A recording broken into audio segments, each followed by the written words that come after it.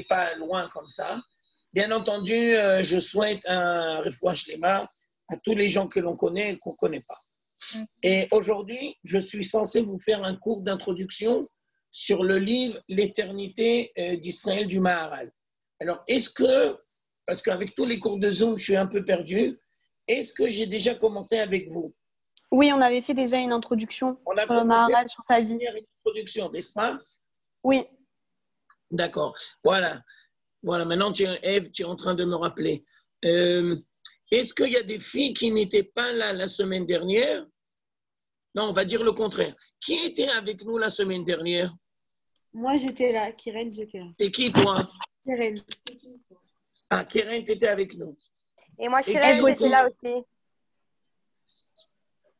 Excuse-moi, j'entends pas. Moi, Chirel, j'étais là aussi. D'accord. Alors, bon, je vois. Moi aussi. Ah, bon, alors très bien. Non, parce que j'ai du mal à suivre. Hein. Je m'excuse que je pose la question, mais j'ai du mal à suivre. Alors, on commence, on rentre dans le vif du sujet. Le Maharal va écrire le livre L'éternité d'Israël par rapport à la fête de Tisha B'Av. Alors, normalement, apparemment, ça semblerait être un peu contraire. Vous m'entendez? Oui. Excusez-moi, je ferme la porte là parce qu'il y a du bruit. Vous m'entendez ou pas? Oui, on entend. D'accord. Alors, apparemment, c'est un peu contradictoire parce que quand le temple est détruit, quand le royaume d'Israël est détruit, quand on part en exil, c'est un peu bizarre de faire un livre qui va s'appeler L'éternité d'Israël. Alors maintenant, je vous pose la question à vous et essayez de m'expliquer, s'il vous plaît, quelle est la logique du Maharal et pourquoi il ressent le besoin de donner ce nom à son livre, en sachant que dans la première partie, il va parler de l'exil. Que justement, même si on est en exil pour l'instant, le but en soi du Ham Israël, c'est de se retrouver en Eretz Israël et que notre Géoula elle va arriver, quoi qu'il, même si on est en galoute. Il y a Féméot. Qui a dit ça? Chirel. Chirel, alors je vous demanderai s'il vous plaît d'applaudir les paroles de Chirel. Il y a Féméot, Chirel. Bah, c'est un minimum. Il faut faire semblant que ce soit un vrai cours, même si ce n'est pas vraiment. C'est maman, c'est un vrai cours. C'est un vrai cours. Alors, je tenais à dire que Chirel a entièrement raison. C'est-à-dire, je vais essayer de vous expliquer de manière un peu plus profonde les paroles de Chirel. Quand le monde matériel, quand le monde apparent est complètement détruit, alors où on retrouve ses sources? Si le monde matériel apparent est détruit, excusez-moi 2 minutes. Ah, shalom, Chana. אני לא יודע, ממש אני לא יודע. מה זה בשבילנו? אני לא יודע. אני אשאל את דניאל, אני אשים, כי אני באמצע שיעור. בסדר? אני אדבר עם אמא. תודה רבה לך. Je m'excuse, c'est la voisine. C'est un peu différent de tout. C'est un peu difficile de tout gérer à la fois, mais c'est pas grave. Alors, je continue. Comme a dit Chirel, très justement, quand le monde matériel est détruit, alors d'où on va tirer nos forces? Réponse, dans le monde spirituel. Dans l'éternité d'Israël. Et donc, ce n'est pas une contradiction si Davka, le livre qui va parler de l'exil, on va l'appeler l'éternité d'Israël. Parce que l'éternité d'Israël ne pourra jamais être arrêtée et le projet divin va toujours se réaliser, même si on passe à travers la destruction. Mais maintenant, je voudrais aller plus loin que ça. La destruction risque d'être comprise comme un bâton dans les roues. Une erreur qui ne sert à rien. On part en exil, on n'aurait jamais dû fauter, on n'aurait jamais dû arriver en exil, et donc maintenant on gaspille notre temps. On s'est fourvoyé dans une voie sans issue. Alors le Maharal va nous expliquer une autre vision de l'exil. Ne vois pas l'exil uniquement comme une punition. Ne vois pas l'exil uniquement comme du temps gâché. Je te donne un exemple, je vous donne un exemple.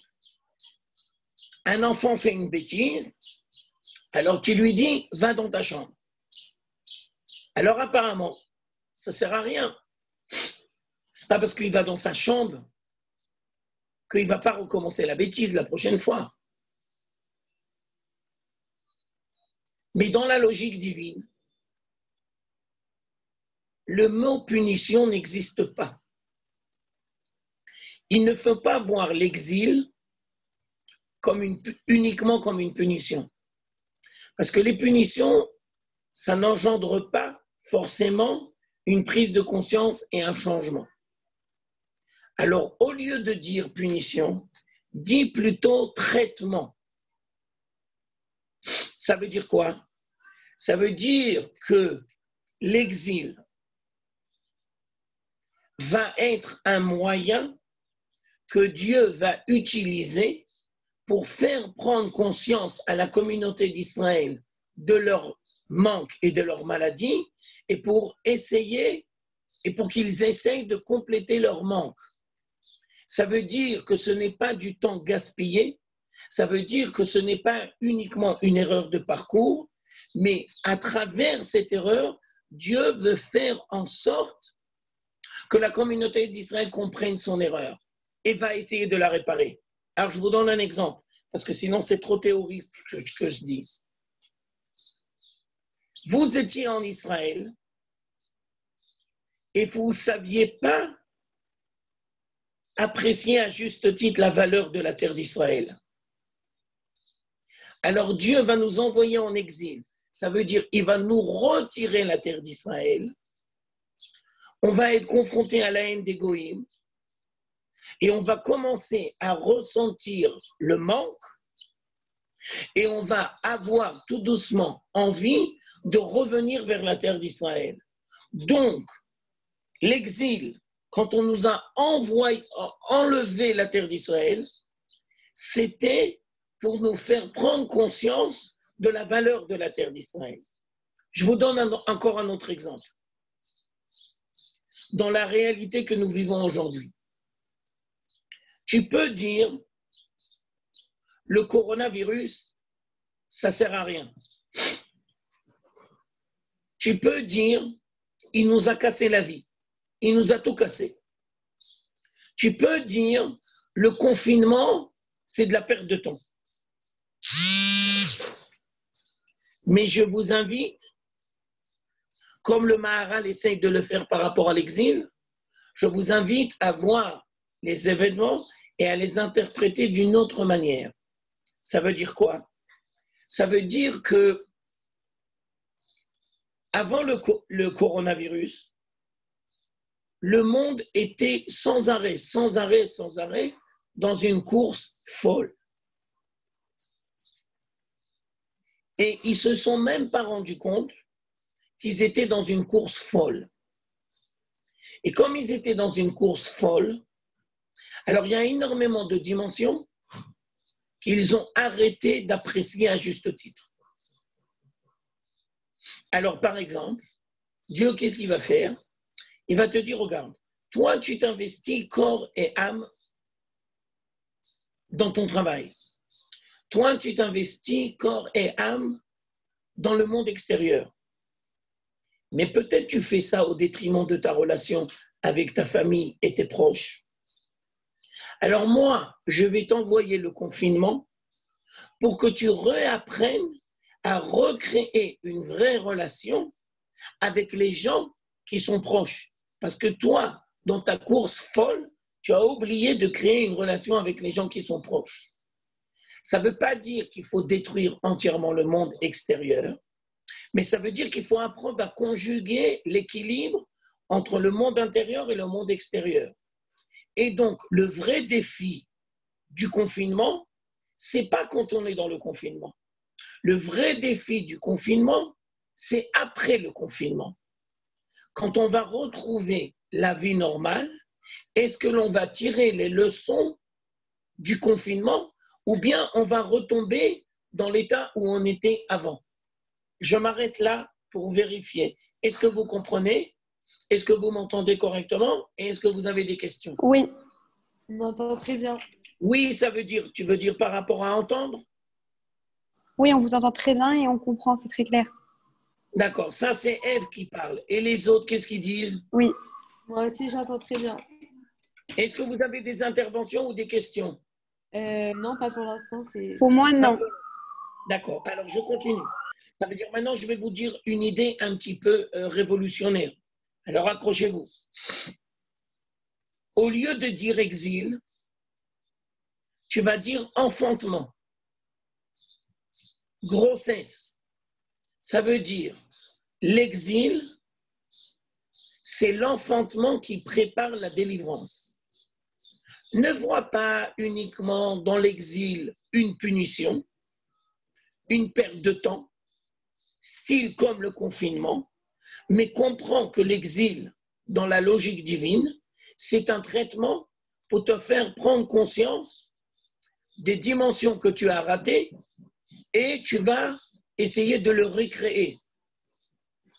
Je vous donne une image. Non, pas une image, pardon. Je vous donne un exemple. Je vous pose une question.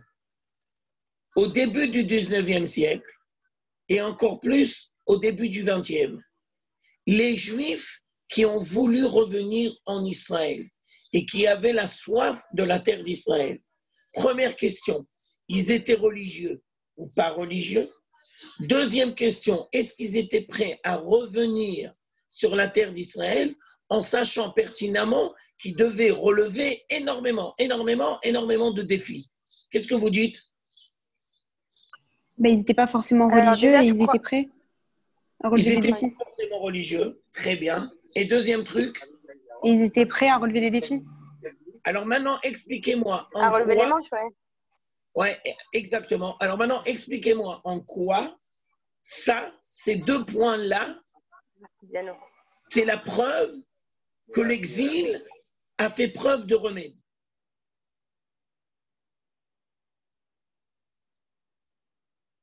Vous pouvez répéter Mais la question? ils étaient... Oui, je répète la question. J'essaye de vous expliquer dans la logique du Maharal que l'exil n'est pas uniquement une punition, mais c'est un traitement que Dieu utilise pour nous faire prendre conscience de nos manques Ah et oui, ça, c'est avancer. Alors, je vous ai posé deux questions et vous avez répondu très justement. Vous m'avez dit, les gens qui sont revenus en Israël, ils sont pas forcément religieux. Et ensuite, les gens qui sont venus en Israël, ils étaient prêts à relever énormément de défis. Mais ils sont quand même venus. Et ils n'ont pas lâché les bras. Alors maintenant, expliquez-moi en quoi l'exil a été un remède pour eux.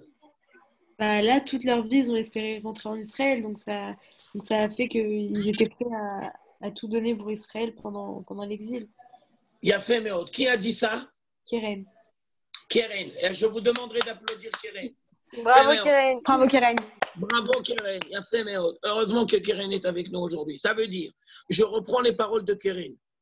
Parce qu'on nous a enlevé la terre d'Israël, alors on a commencé à la vouloir. On a commencé à la désirer. On a commencé à sentir le manque. C'est comme, par exemple, je vous donne encore un autre exemple. Dans le temps normal, je ne suis pas sûr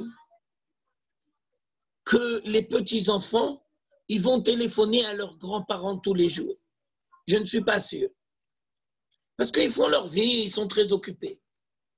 Et je ne suis pas sûr que les grands-parents, en temps normal, ils demandent de manière directe ou indirecte à leurs petits-enfants de leur téléphoner. Mais en fin de compte, s'il y avait une vraie relation entre les grands-parents et les petits-enfants, normalement, c'est normal que tu téléphones à tes grands-parents tous les jours ou que tu vas les voir. Alors, le confinement, il a accentué le manque des grands-parents parce que tu ne peux pas les voir. Et donc, tu prends conscience que tu dois compléter ce manque-là. Et donc, le confinement, ce n'est pas une punition, c'est un traitement qui va t'aider à prendre conscience que tu dois recréer une vraie relation avec des grands-parents. Bien entendu, comme je l'ai dit tout à l'heure, le vrai défi, c'est pas quand tu seras dans le confinement et que tu vas appeler tous les jours tes grands-parents. Le vrai défi, c'est quand tu vas retourner dans la vie de tous les jours. Est-ce que tu vas prendre le soin de continuer à avoir des liens avec tes grands-parents? La même chose avec tes parents. J'ai dit les grands-parents, mais on aurait pu dire aussi avec tes parents. Ça veut dire que dans la vie normale, chacun fait sa vie et on ne sait pas toujours tirer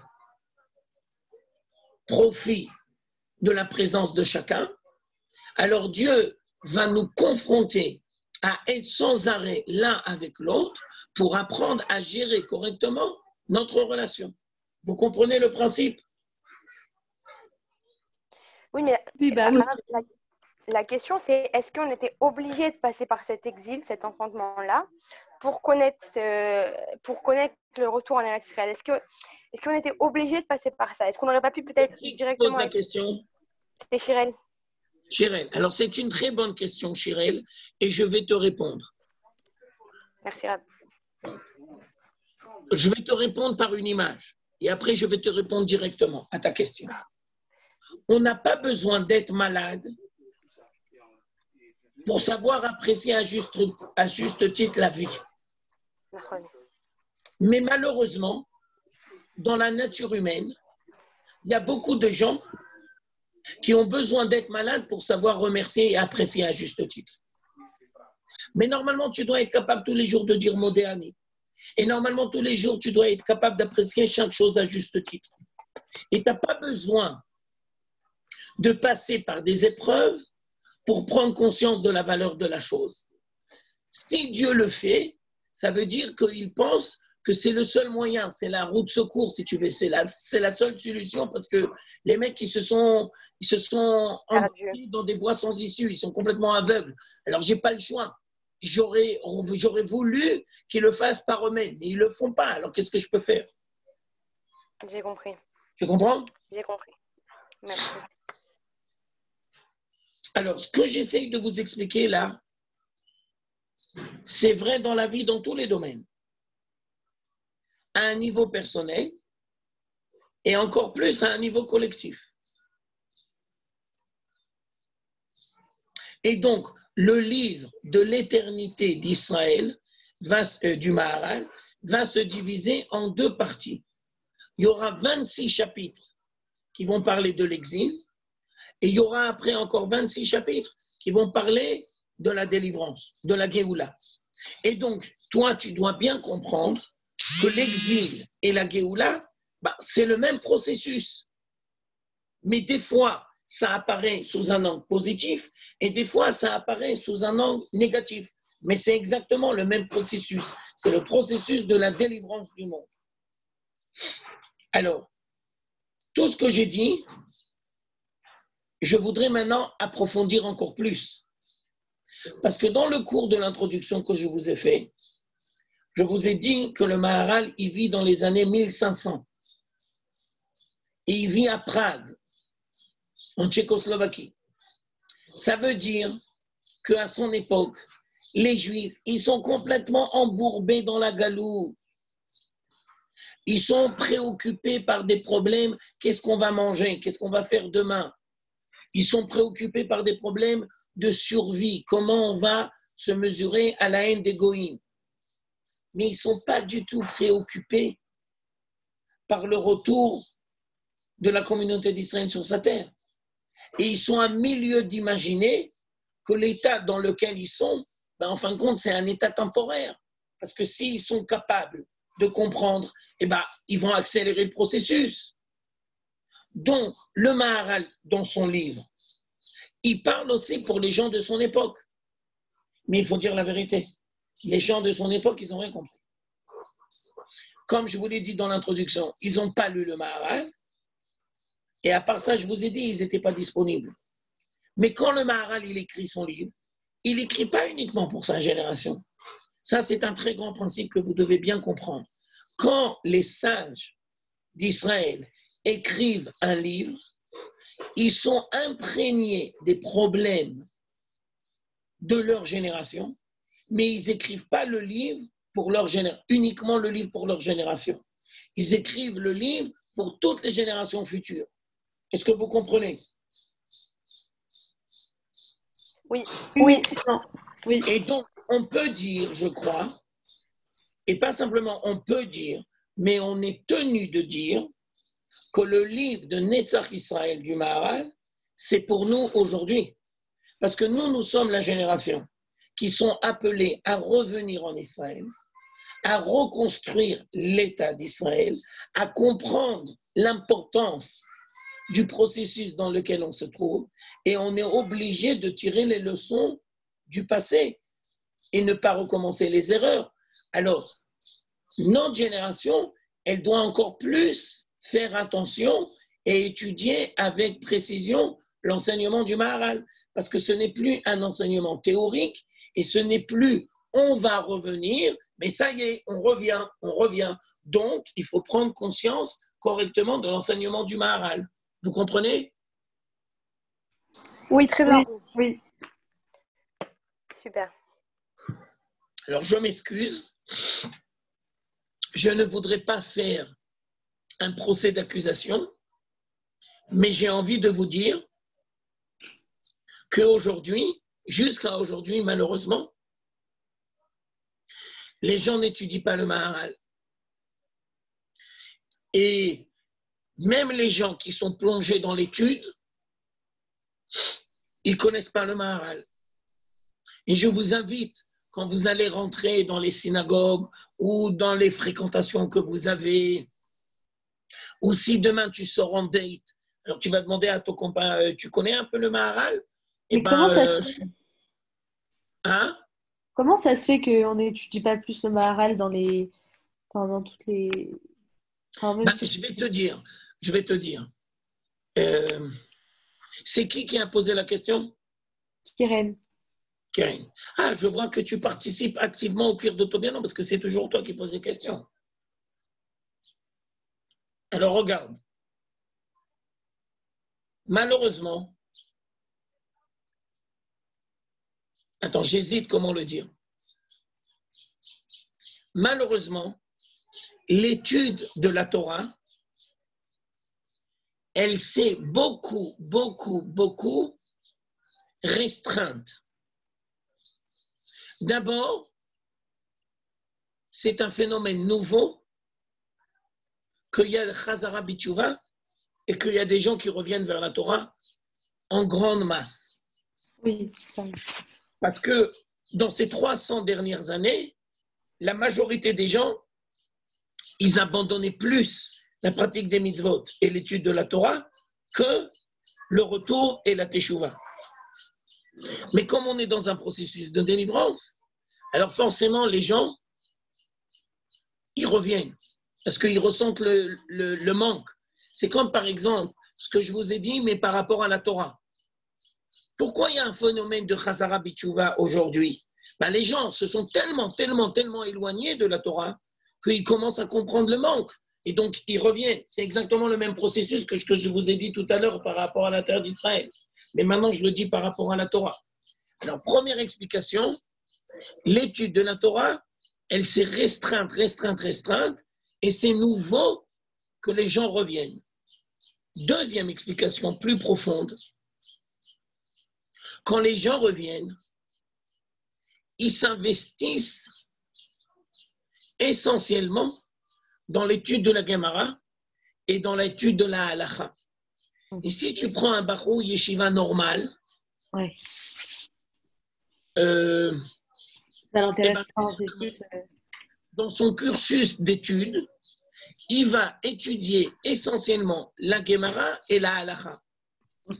J'ai compris. Je me permets d'attirer ton attention que ce n'est pas uniquement le Maharal qu'ils ne vont pas étudier, mais même le Tanakh, ils ne vont pas étudier. Et la pensée juive, d'une manière générale, ils ne vont pas étudier. Ça veut dire que le Beth Midrash, la maison d'études, elle est devenue malade, elle est sclérosée, elle est devenue malade à cause de l'exil. Et alors que l'étude de la Torah devrait toucher tous les domaines de la vie et devait aussi être riche et variée, ben malheureusement, l'étude de la Torah, elle s'est restreinte. Je te donne une image. Quand on veut manger, pour grandir et être en bonne santé, on est obligé de manger une alimentation riche et variée. Si tu manges tous les jours la même chose, c'est le bon moyen de tomber malade. Parce que ton corps, il a besoin un peu de ça, du phosphate, du calcium, un peu de ça, un peu de ça, un peu de ça.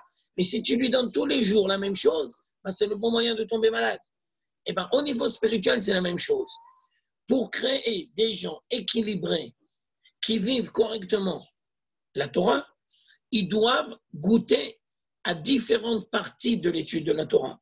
Mais si ils vont concentrer tous leurs efforts uniquement dans un domaine, ben, ils vont grandir disproportionnés. C'est un dysfonctionnement, c'est une caricature.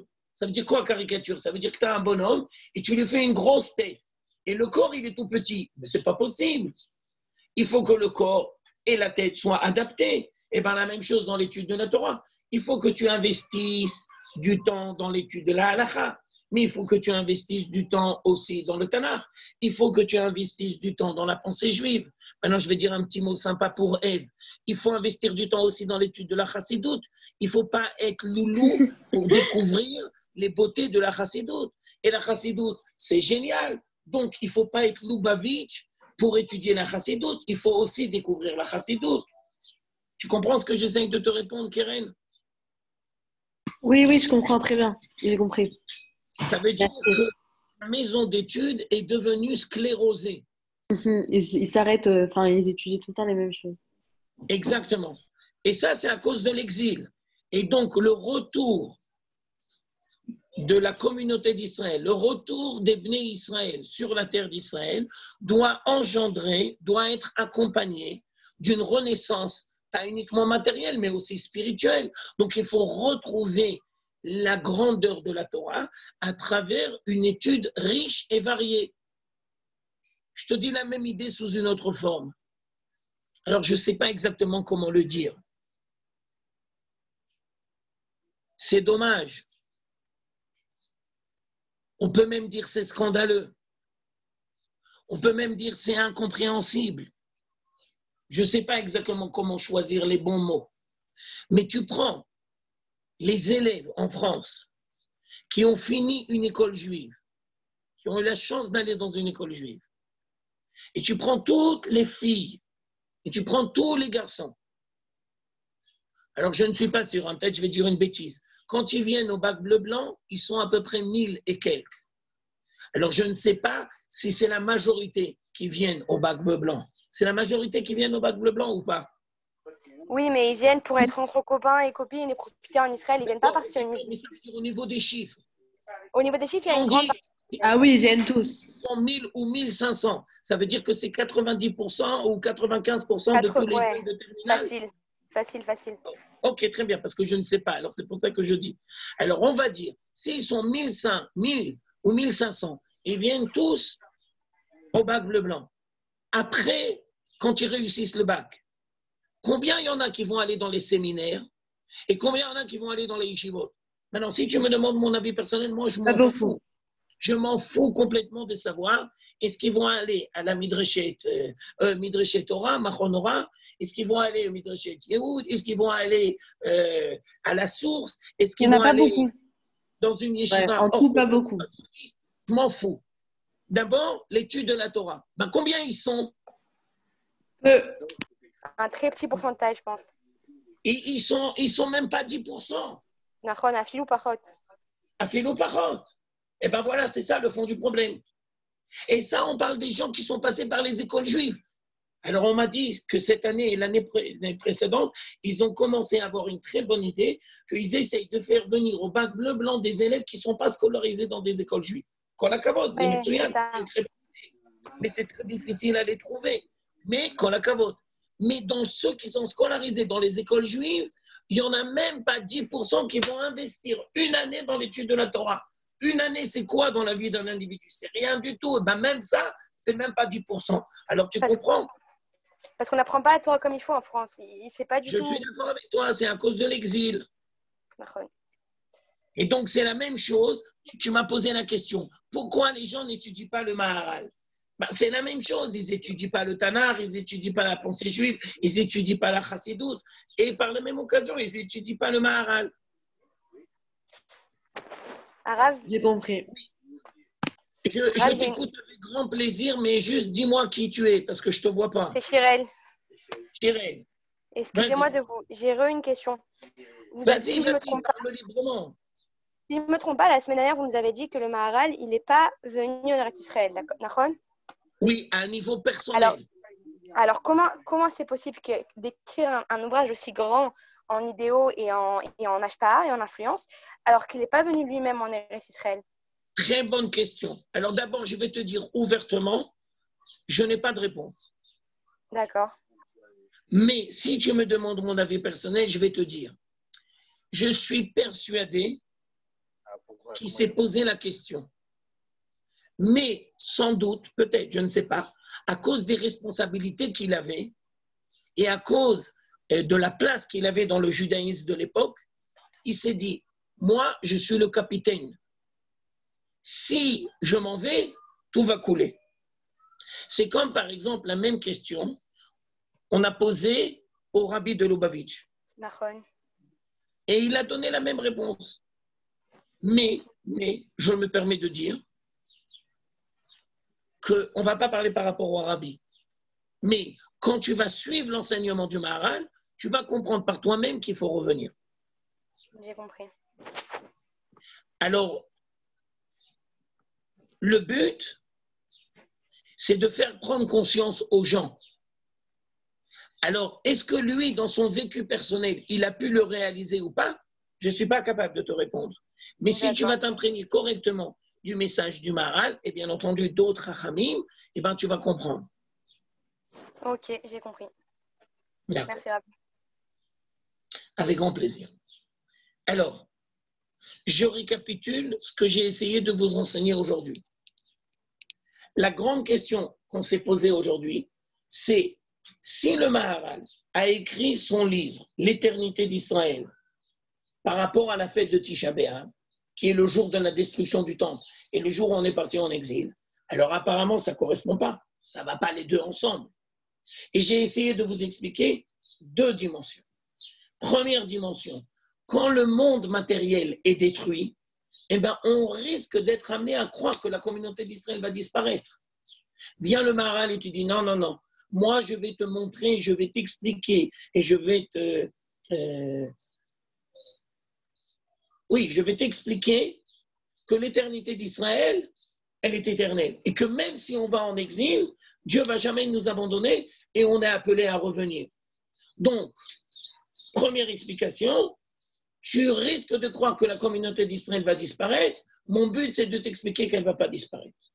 Deuxième explication, beaucoup plus approfondie, ne vois pas dans l'exil uniquement une punition, du temps perdu, style un confinement qui ne sert à rien, mais comprends que c'est un remède que Dieu a choisi pour nous faire prendre conscience de nos manques et pour essayer de le compléter par nous-mêmes.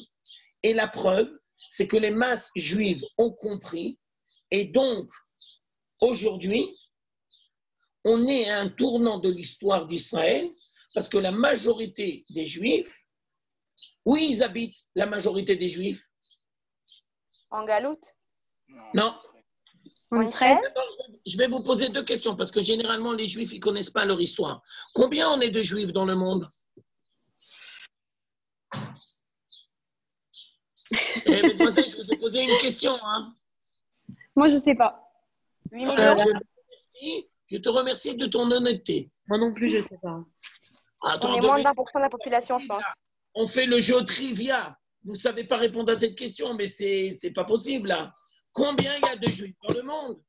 Moins de 1% de la population Moi, mondiale. je pense 9 millions. C'est du truandage.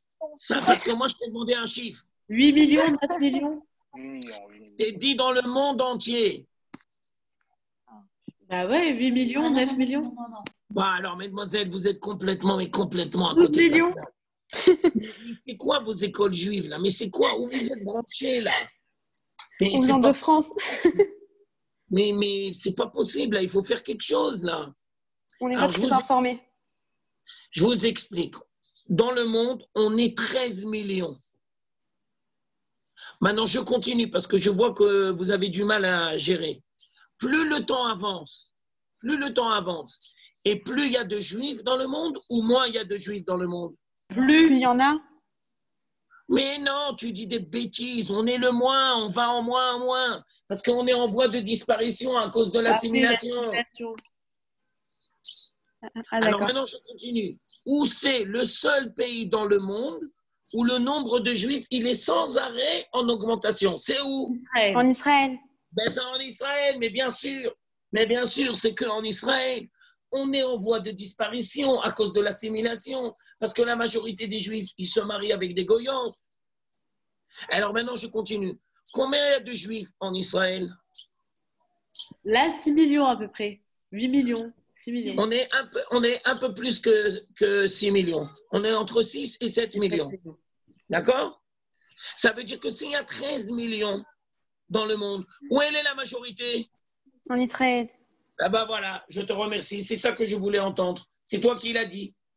Ça veut dire qu'aujourd'hui, la majorité de la communauté d'Israël, elle est en Israël. Ça veut dire que quand tu viens en Israël, tu ne sauves pas ta vie personnelle à toi, tu sauves la vie de tes enfants et de tes petits-enfants. Et si tu restes en exil, tu as toutes les chances, Dieu préserve, de te marier avec un goy. Donc, tu vas mettre tes enfants ou tes petits-enfants en danger. Et donc, tu dois venir en Israël, pas uniquement parce que tu es sioniste. C'est beaucoup plus profond que ça. Tu ne viens pas en Israël pour ton devenir personnel. Tu viens en Israël parce que tu apportes une contribution à la communauté d'Israël. Tu fais en sorte de préserver la communauté d'Israël. Tu fais en sorte que tes enfants et tes petits-enfants, ils vont rester juifs. Vous comprenez la différence? Oui.